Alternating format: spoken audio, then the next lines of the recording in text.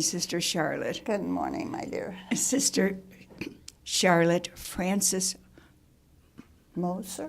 Moser. Mm-hmm. Charlotte Francis, you were born Charlotte Francis? No, I was born Mary Irene. Marie Irene, what a beautiful name. Yeah. Were you born on the Feast of Mary? Yes, it was the 24th of March, and the 25th is the Annunciation. Oh. And my mom named most of us on the saints we were born on, days we were born. And I bet you were the oldest of the lot. I was. Matron right now. And you witnessed the birth of how many siblings? You mean over at the hospital? No, In at my home. house? Uh-huh. I think my two older brothers were born at home, but we stayed with my grandparents. I But see. the rest, I think, were born in a hospital, including myself. Mm-hmm. And did you ever have a sister? You mentioned two brothers. Yes, I have four brothers, and my sister came after I was entered into community. Oh, my. Oh. So we're at the top and at the bottom. At the bottom, exactly. So you're out west, because I know you've spent so many years of ministry out west. That's where you came out of the womb, is that correct? I think so. Oh. Yeah. Not in Chicago. No, I actually never taught in Chicago. No. Taught in Flossmoor and Elgin. Uh-huh. The only places in Illinois, but Michigan and then out west. Mm-hmm.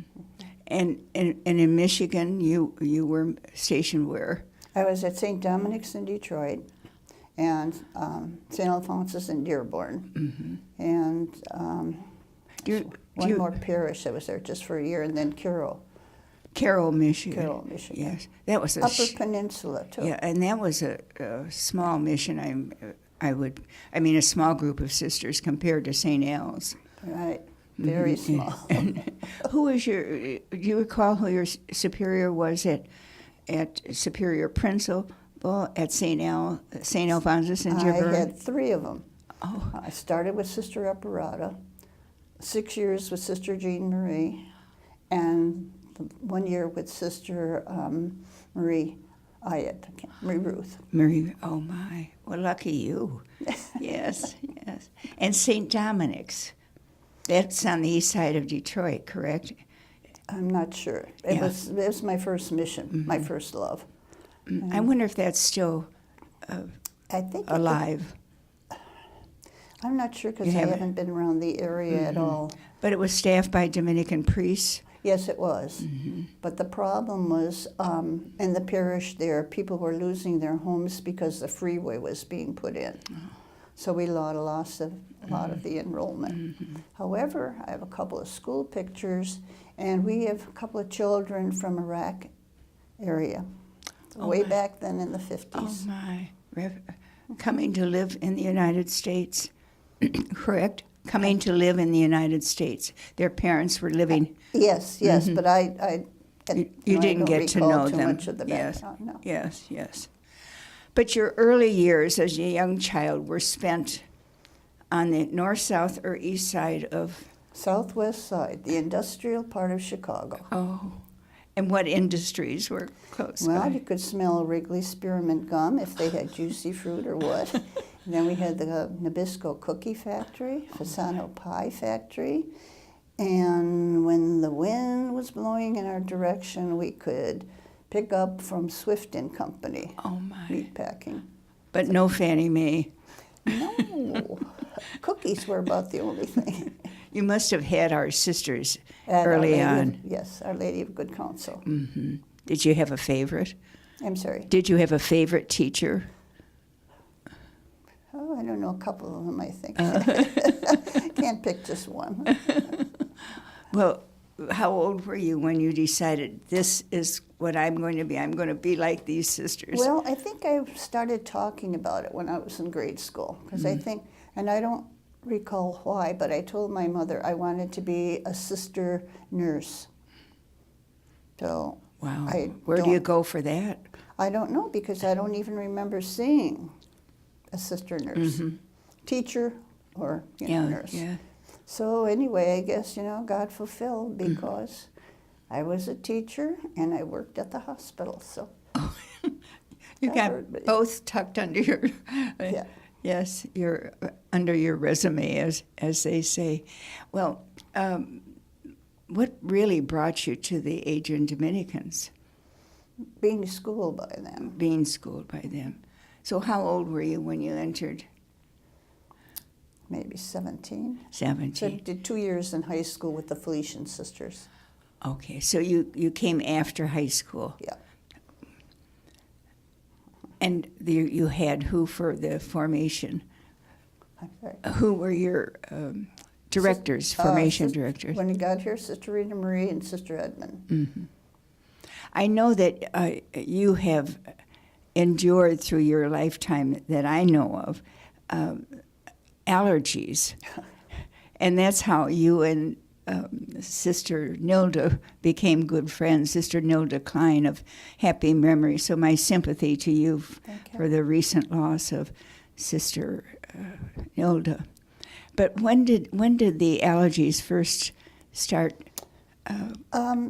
coming into your life, I should say? Well, when I think back of it, as a child, I think I was allergic like to strawberries and oranges, break out in hives, but at that age, who knew and what was allergies at that time? But I think Sister Nelda lived with us at Lawrence O'Toole in Oakland, and she was having really a difficult time. And so it was through her that she could see some of the things in me that she recognized as being kind of severe allergy. So when she was working for one of the doctors there and also was getting help from him, she mentioned that I go for a test with her. And we did go to the allergy clinic. There's a famous one, I think, in Las Vegas. I don't know if it's still there. And that's having been tested and going through all the series of tests that we discovered all the things that, because at times I didn't know what was causing some of the things that was happening. You were experiencing that at Lawrence O'Toole's yeah. also. Yeah. You say she was working for a doctor, so she Yes. wasn't teaching, is that it?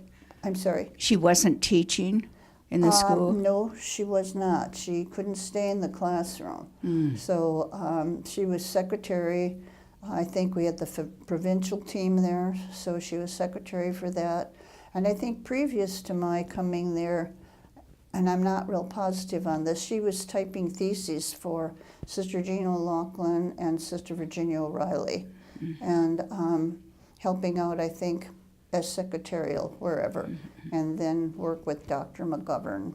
And then when we changed and we're going to Milne, Dr. Milne, because McGovern got sick. And Now, these are allergist specialists, I presume. Yes. And she worked with him right along, I think, just before she came in. And she also worked part-time, like in a patent law office. So I think the allergist was working on an item, and he and Nelda worked together on it, and she helped him, I think, to get his product sent to the patent office to see what they could do. Oh, my. Yeah. My. And what are you doing in the meantime? What am I doing in the meantime? I'm not sure what I'm doing. Whatever. Well, your love was teaching the small children, correct? Oh, yeah, I love Yes, them. Yeah, yes. And where are some of the places you touch base with out west, especially? Without the...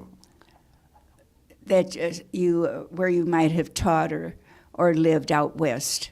Well, I think my first experience is when it was suggested that I was looking for, I just finished getting my master's in early education, and I think it was Jean O'Loughlin who said, because they said to her, any place out west that has childcare, daycare.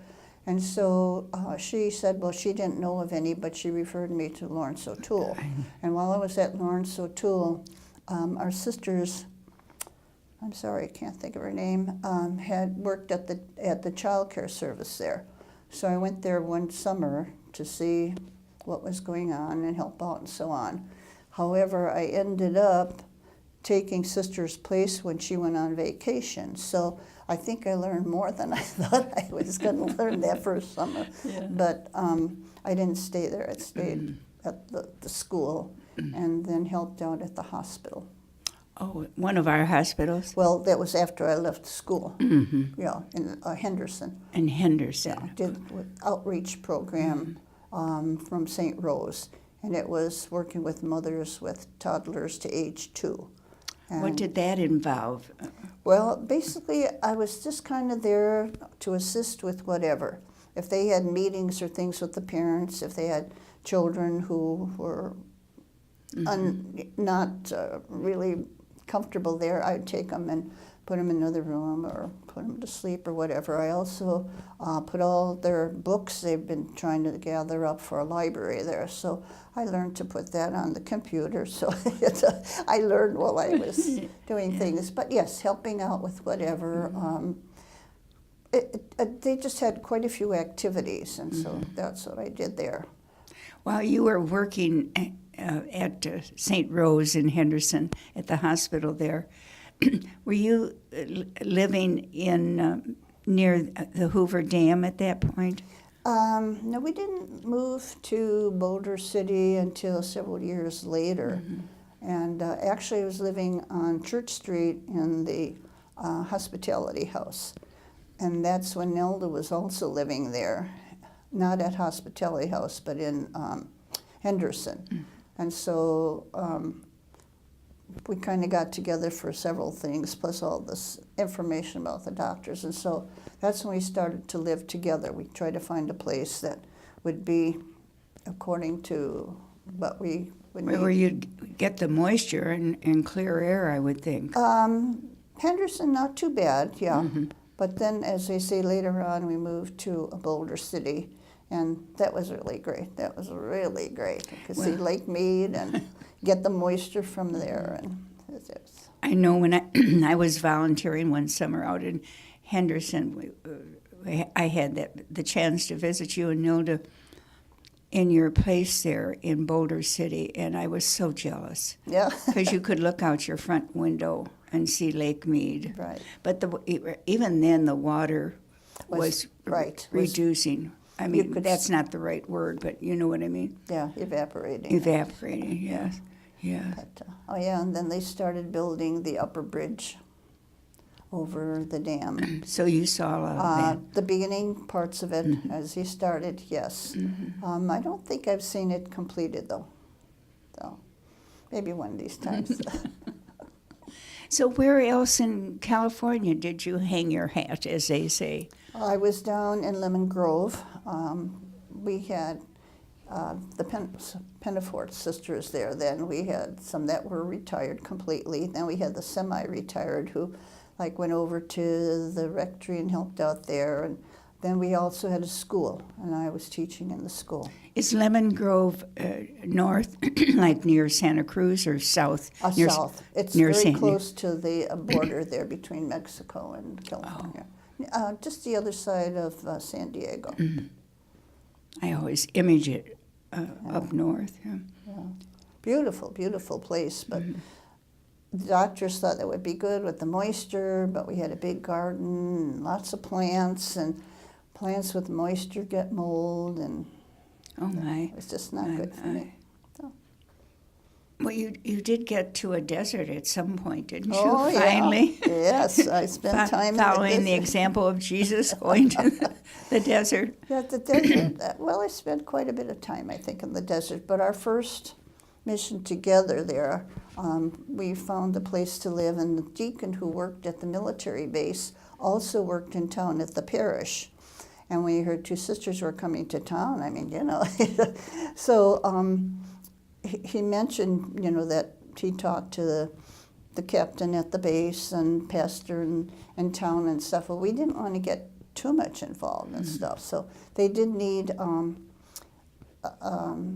somebody, first of all, for primary education there.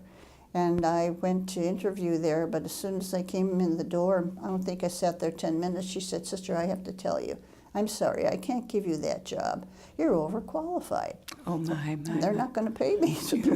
Anyway, it was a little bit later, they got a new chaplain at the Catholic chapel, because there were 2 chapels there, actually. Not Is usual. this a Marine base? This is a Marine base, and so they do a lot of training.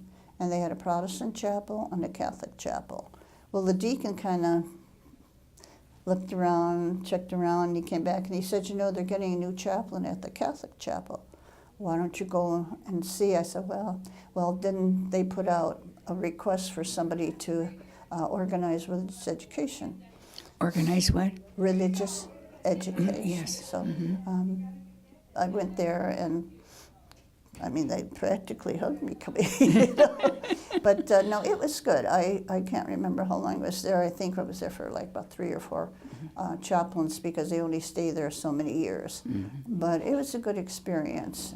People's parts of their families going out to Saudi Arabia area, Desert Storm. Oh, And my. Nelda was in town. At first she taught, I think it was maybe 5th and 6th grade.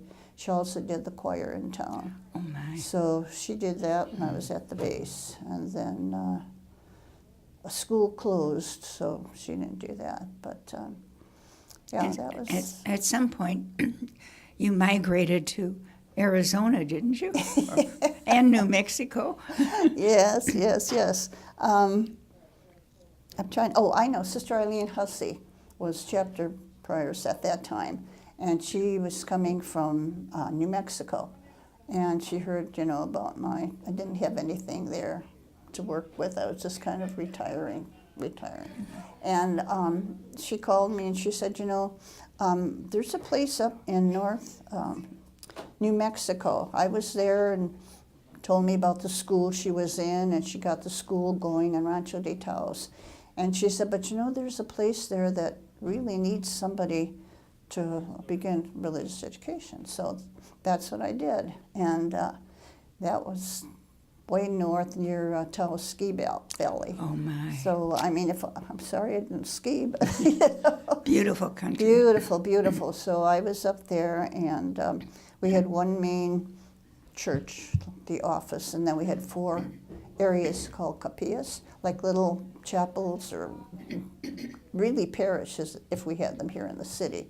So I did that for a while, and then the priest was changed, and he went down to Los Lunas, New Mexico, which is south of Albuquerque. And so I think I finished one more year up in Arroyo Seco. A new pastor came again. I had 3 pastors while I was up there in about 4 or 5 years. So you trained them. Yeah. So anyway, I came back, and he gave me a call and asked what I was doing. I said, well, at that point, I wasn't involved in too much. I still kept going back and forth to the hospital. But he said, well, we need somebody down here to organize and get religious education. So I had that job from preschool all the way to the adults this time. So When you look back at all your wonderful experiences, is there one place or one group of people that stand out in your heart and your mind? I really enjoyed them all, but I think New Mexico had Yeah. It was just a different situation, a whole different Is way that of where you lived in a trailer? Yeah. Yes. Yes, because they charge $100 more for January and February for rent because the skiers come in. And so they could make more money with the skiers coming and renting from them. So I was subsidized by the community, plus there was an artist in town, I can't think of his name, paid for half my rent the time I was up there. Well, how generous. Yeah. And so this person had a single trailer, which I moved into because it was cheaper rent. And then after that, somebody in the parish was remodeling their home, which they had opened for the skiers, but they weren't doing it anymore, so they were doing remodeling. And so they said, we're not finished, but if you want to move in. So I moved into that.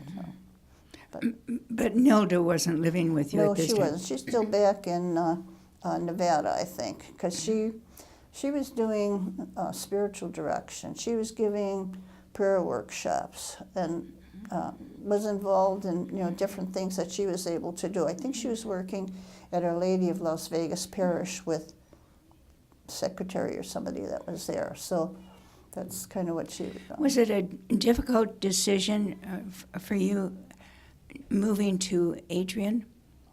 Moving back to Michigan from that beautiful, wonderful scenery? Well, Nella was coming in for her Jubilee. Must have been her 60th. It was, I think, '09. Mm-hmm. I think it was '09. And so by this time we were living in the desert in Dolan Springs, one paved road, no street lights, one grocery store, But anyway, she was getting sicker then, and I think she knew that. So at one point she said to me, if I go in for Jubilee, I'm not coming back. And I knew, I kind of inquired if anybody else would be interested because I worked with St. Vincent de Paul when I was in the desert there. And we had 4 little towns that we work with. So I knew nobody's going to come out here. So we got her packed, and then I got packed. And then at that point, they were starting the neighborhoods over at Weber. Oh, yes. So we were in that first group for great. for the neighborhoods. Well, I'm surprised you both survived with your allergies in the Adrian Basin. It's it's been a challenge like anybody else's health challenges here. And yeah, the chemicals and things that are more here because we're closed in, or the pollens, and but just like everybody else with aches and pains, just move along. And how is life for you now in Regina? Well, I've kind of enjoyed it. I like being with the sisters, the freeness or whatever, we want to do, we can do, and not locked into a lot of things. I feel that maybe I should be helping out here or there someplace, but I haven't found that place yet. When I first started, when I came, I worked in the post office, and then from there in the development office, and then from there in our little mail room. Oh, yes. And then I didn't have anything steady after that because I think that's... And that's perfectly fine. I know. Our ministry of prayer and presence. That's right. That's a huge ministry Right. right there. Well, God bless you, and thank you for your time this morning. And I do know, because we were going to do this interview last week, that you visit your sister frequently. And where is that? Where do you go? That's in Chicago, and I do thank you for that. We had a really good visit, and it was good because I hadn't been home since my brother's funeral, and So you are the only 2 left in the family? No, I have 3 brothers in between my sister and myself. Oh. But they're kind of scattered. So anyway. Yes. Well, blessings on your life, and may the quiet and peace of your life now be rich and adventuresome for you. Thank you so much. Amen.